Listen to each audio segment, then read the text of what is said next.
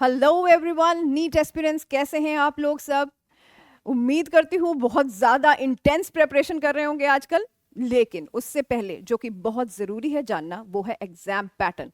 अगर आपको exam pattern अच्छे से पता होगा तभी आप उसी तरीके से प्रिपरेशन अच्छे से कर पाएंगे।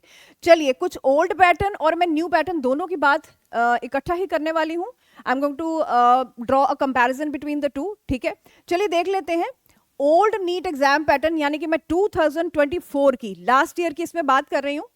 ठीक है, इसमें आप जैसे देख पा रहे हैं सब्जेक्ट्स में दो दो सेक्शंस हैं, सेक्शन ए और सेक्शन बी। ठीक है, तो सेक्शन ए में हुआ करता था, जो कि अब नहीं होने वाला है।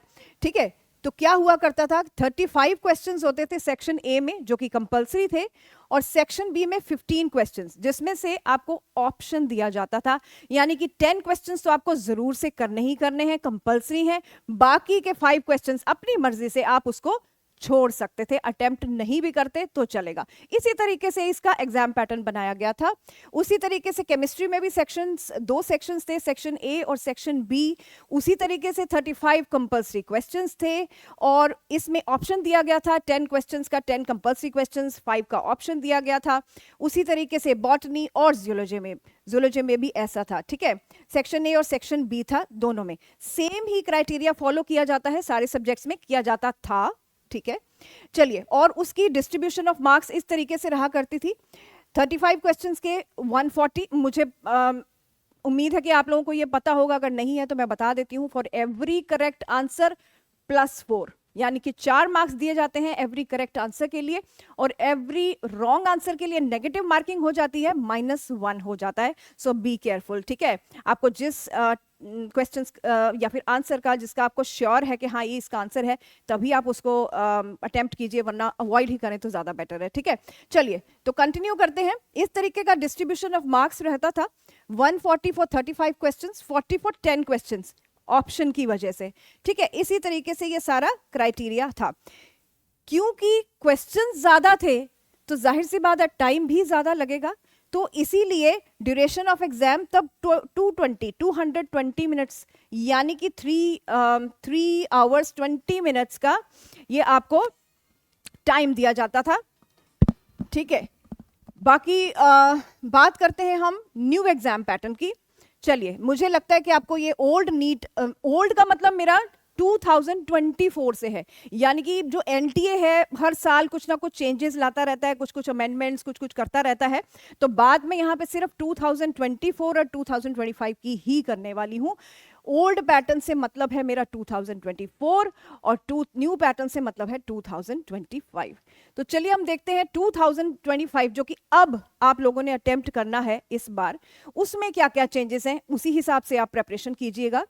ठीक है, तो जो 2025 का जो एग्जाम पैटर्न रहेगा इस तरीके से कुछ रहेगा। फिजिक्स में 45 क्वेश्चंस हैं, यानी कि सारे ही सब्जेक्ट्स में, फिजिक्स में 45 जो कि कंपलसरी रहेंगे।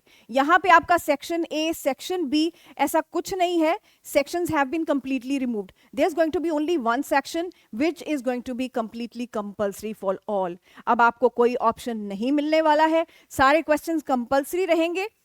फिजिक्स में आपको 45 क्वेश्चंस सारे के सारे ही अटेम्प्ट करने हैं, सारे ही कंपलसरी हैं।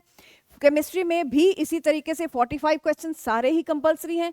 बॉटनी और जूलॉजी दोनों में 45 ईच, ये भी सब कंपलसरी है। यानी कि आपकी ऑप्शन जो थी ना, जो ऑप्शनल क्वेश्चंस की जो ऑप्शन थी वो आपकी हट गई है, अब आपको वो नहीं करना है।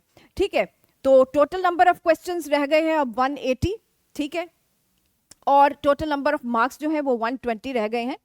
ठीक है, तो आप देख सकते हैं यहाँ पे डिफरेंस हो गया ना, यहाँ पे 200 मार्क्स थे ओल्ड पैटर्न में, यानी कि 2024 में कितने क्वेश्चंस थे, 200 क्वेश्चंस थे। यहाँ पे 180 क्वेश्चंस हैं। क्यों? क्योंकि वो 5 जो ऑप्शनल क्वेश्चंस है वो हर कैटेगरी में, हर सब्जेक्ट में रिमूव कर दिए गए हैं।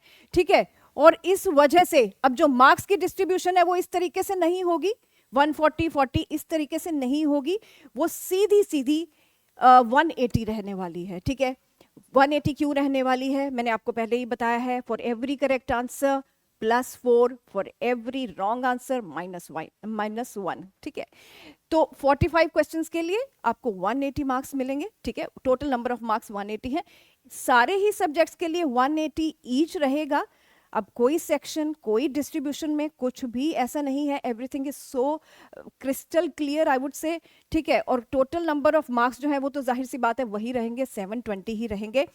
बाकी ये है कि क्योंकि हमारे पास वहां पे क्वेश्चंस ज्यादा थे, टाइम ज्यादा लगने वाला था, इसलिए हमें एक्स्ट्रा टाइम दिया गया था 20 मिनट्स का, जो कि अब नहीं है। तो अब जो है हमारा ड्यूरेशन ऑफ एग्जाम्स है वो है 180 minute which equals to 3 hours. तो आपको 3 आवर्स में ये क्वेश्चन पेपर अपना अटेम्प्ट करना है, बहुत ध्यान से करना है, और नेगेटिव मार्किंग को बहुत ध्यान से देखना है। अननेसेसरीली ऐसा नहीं है कि मतलब कि अगर आपको बहुत ज़्यादा श्योर नहीं है तो आप उसको भी टिक करते चले जा रहे हैं, ठीक है। वो अब नहीं करना है क्योंकि नेगेटिव मार्किंग है। You have to be extra careful this time, ठीक है। तो इस तरीके से आई होप आपको कुछ समझ में आया होगा। बाकी मैं चलते चलते आपको ये शायद एक रीज़न भी बता देती हूँ कि ये चेंजेस आने का रीज़न ये है, एक्चुअली ये जो 20 मिनट्स का जो आपको एक्स्ट्रा जो टाइम दिया गया था और ये सेक्शंस और ये 5 जो ऑप्शनल क्वेश्चंस दिए गए थे वो आपको दिए गए थे कोविड टाइम में। कोविड टाइम्स में आपको एक्स्ट्रा टाइम भी दिया गया था और ऑप्शनल क्वेश्चंस की ऑप्शन भी प्रोवाइड की गई थी।